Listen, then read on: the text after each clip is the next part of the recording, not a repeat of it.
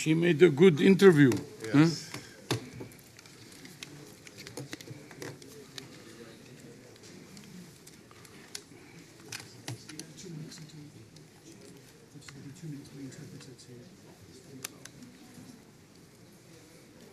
Just waiting for the interpreter. Mm-hmm.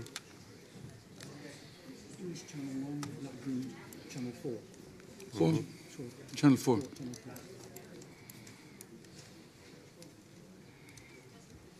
Yeah, so that's what it says. Okay. We're ready? We're ready?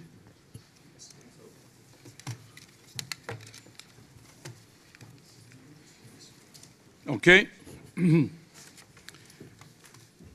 Well, first of all, dear friends, delighted to host Maris Kuczynski, the Prime Minister of Latvia, and all his team and the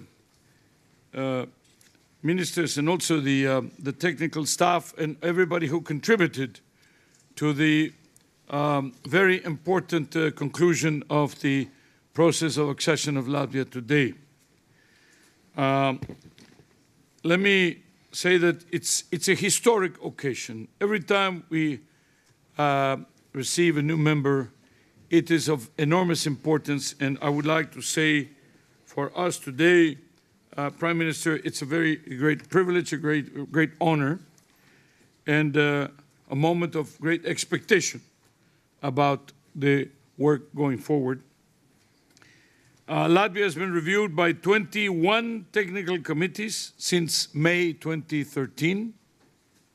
So effectively, you have practically exactly 3 years since we started the process. There was a very rigorous analysis of all of Latvia's positions on the OECD's instruments. That has been itself a major source of reform.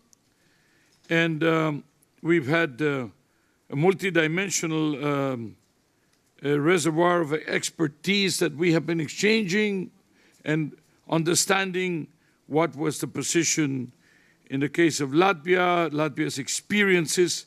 I mentioned, by the way, in the plenary that there was one particular experience that strikes me always, which is that Latvia's GDP and economic drop in the crisis was unprecedented and also greater than any of the other countries, and certainly comparable countries, and that the rebound of Latvia was exemplary just the same. It was very fast, and it just, really was, I would say, unexpectedly, the recovery was unexpectedly strong. And the normalization, if we can call it that way, the normalization of Latvia's economic and social life came very fast. OECD membership is also a strong signal to the financial sector, to investors, to bankers, to investment funds, etc., about the aspiration of Latvia to move towards better practices and things like corporate governance, like investment, competition, financial markets, public administration, etc. There's a number of laws that were amended to join some of the conventions and some of the understandings and some of the joint collective instruments that constitute the manifestation of our 50-year jobs on or research on best practices on a number of areas. Let me just finish by saying, of course, now, today, we mark the end of the process of the exchanges between Latvia and the OECD. All the experts, teams, all the groups that have all manifested, they sent a formal opinion to the Latvian authorities and to me to say, okay, we're finished. We recommend that we invite Latvia for full membership, but also they all contain very detailed analysis and recommendations about what they suggest that could be adopted and adapted by Latvia for best practices in their own field. So you have 21 different areas where this dialogue, which has been so rich, has produced very good results. Now it's a process where we have been informed that the Prime Minister will take this to the Sejm imminently, and then it will be deposited with the French government, which is the repository of our convention. And then, of course, Latvia would effectively become formally a full member. For practical purposes, it already is, and we welcome you, and we thank you, and we congratulate you. Please. Jā, paldies. Šī Latvijai ir vēsturiska diena, jo esam pievienojušies OECD, tādējādi oficiāli iekļaujoties 35 ekonomiski attīstītāko valstu pulkā. Tas ir rezultāts daudz cilvēku darbam, vairāku gadu garumā, un es pateicos visiem, kas piedalījās šajā procesā. Izmantojot iespēju, es gribu pateikties arī Eiropas komisijas viceprezidentam Valdim Dombrovskim, kur valdības laikā pirms vairākiem gadiem arī tika uzsākts šis gatavošanās process, kurš šodien ir noslēdzies. Bieži ir jautāts, kas tad notiks pēc tam, kad Latvija iestāsies OECD, ko mēs darīsim tālāk, kāds labums mums no tā būs. Es tikai varu atkārtot, ko esmu jau teicis, kad katra uzvara, un šī ir uzvara, ir tikai sākums jaunam darbām un jaunām iespējām. Vispirms ir jāteic, ka mums ir jāpabeidz OECD rekomendāciju ieviešanu, taču pats galvenais tikai mūsu pašu rokās ir tas, cik lielā mērā mēs spēsim izmantot dalību šajā pasaules attīstītāko valstu klubā. Dalības šeit nav pašmērķis, tas ir līdzeklis, ar kur palīdzību sekmēt mūsu Latvijas tautsaimniecības attīstību. Iestājoties OECD, Latvija ir iegūst kvalitātes zīmi, kas lieti noderēs sarunās ar potenciāliem investoriem, sadarbības partneriem. Vienlaikus mēs nedrīkstam pieļaut, ka šī kvalitātes zīme varētu kļūt par formalitāti. Mēs jau 16. jūnijā ratificēsim Saeimā šodienas rezultātu. Mēs veidosim informatīvo ziņojumu un rīcības plānu savai darbībai un sadarbībai ar OECD. Mēs izveidosim savu sadarbības struktūru un mēs darīsim visu arī, lai paņemtu maksimāli to, ko mēs varam paņemt no šīs dalības organizācijā un izmantot to mūsu pašu iekšējām reformām, mūsu pašu vajadzībām, lai panāktu vispirms jau straujāku ekonomikas attīstību un tad, protams, arī to, ko šobrīd saka rekomendācijas, samazināt starpību starp dažādām cilvēku grupām arī atalgojuma ziņā. Paldies, esam gatavi darbam. Un ceram, ka jūs tāpēc vairs nepārstāsiet braukt uz Latviju, ka mēs esam iestājušies. On the contrary, we'll visit you often. So, comments? There's a microphone to ask questions. Could we have a microphone? Here.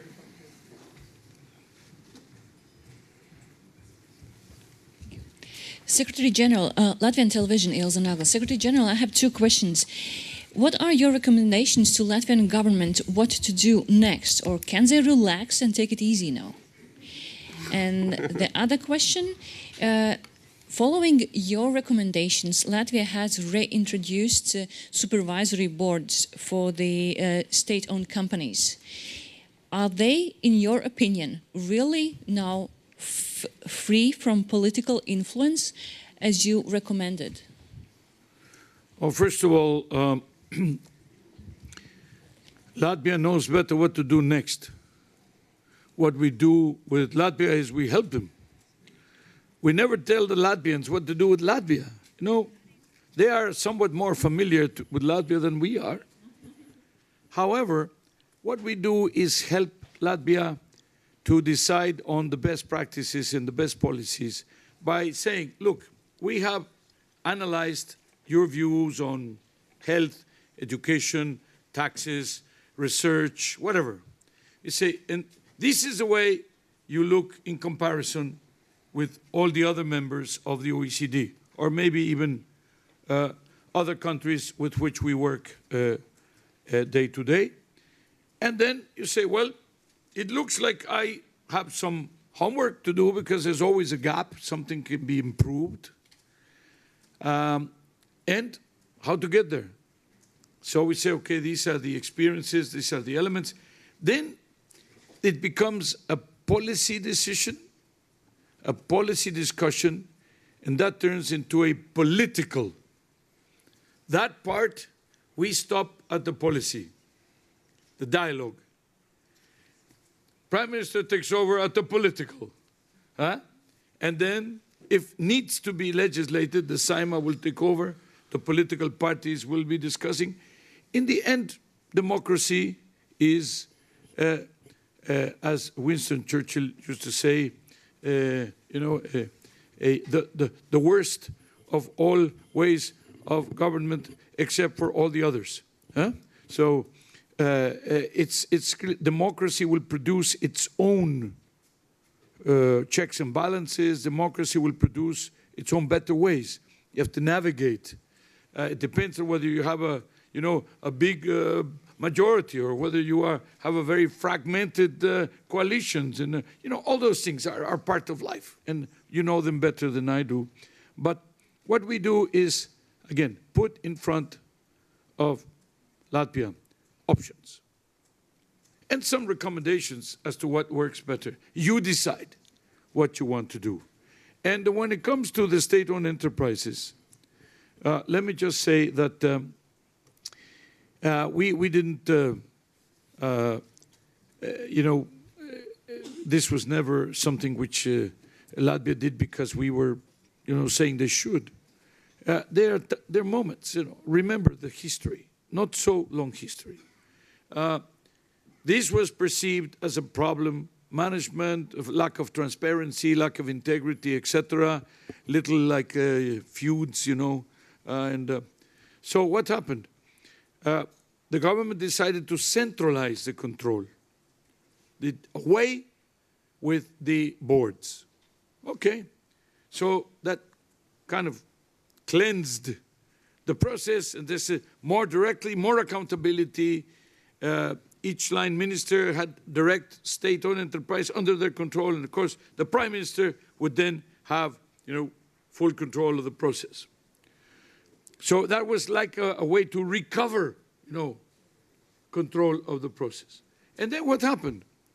After a time, you realize, okay, the situation is stable, but now you really have to give back to these enterprises their own governance and their own accountability. And also because it's very heavy on the machinery of the state to be taking every decision for them or to be approving every decision. They need their own bodies. But then you mentioned something crucial. The process of selection in order to avoid the problems of the past. And the process of selection has been rigorous. We actually exchanged, again, best practices on some of the experiences. And to make sure that there are people who know about the issue, but who also do not have conflict of interest, are not, for example, suppliers of the company or whatever, you know, but also who are good reputation and are independent. Well, sometimes it's not so easy to find people with all those characteristics, and but it pays. It pays. It just makes the whole difference. Because after a while, what you have, we're not talking about privatization, not privatization, that's Latvia's decision. You know, what they want to privatize, but the operation has to be just sound, and I think this is the way to get there. Thank you. I think we have time for one more question, perhaps. Okay. Okay, if not... Well, thank you very much. Thank you. And again, thank you, Prime Minister. Eh?